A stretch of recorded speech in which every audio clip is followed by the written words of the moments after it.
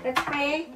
Maraming Diyos, dakila sa lahat. Salamat, Ama, sa araw po na ito. Lord, thank you sa victory, Panginoon, ng gawain sa hapon po na ito. Salamat, Ama. Salamat, Lord, na lumiwanag, Panginoon, ang aming mga isip, ang aming mga puso, Lord God. When it comes to your judgment to us, hindi na po kami dapat magpapetik-petik, O God, sa paglilingkod po sa inyo to become faithful to you, O God. And Lord, today, we advance celebrating the birthday of our Reverend Pastor Emil Benedicto, O God. Lord, salamat sa buhay ng aming tatay na kaloob mo sa amin, nabigay mo sa amin as a blessing, Lord, dito sa Life Church Winnipeg. Lord, we speak life sa kanyang buhay, Father God.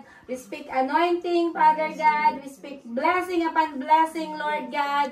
Good health, protection para sa kanya, Lord, kahit saan pong dako ng mundo mo siya dalhin.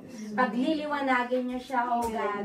Dahil alam namin, Lord, na patuloy mo siyang ginagamit sa iyong ubasan, O God. Lord, salamat sa isang taon na kaloob mo sa kanya at sa kakaharapin, Lord, na taon muli, patuloy niyo po siyang ingatan, proteksyonan, at gamitin, Lord, sa inyong ubasan. Lord, we thank you for the food that we're going to partake this afternoon.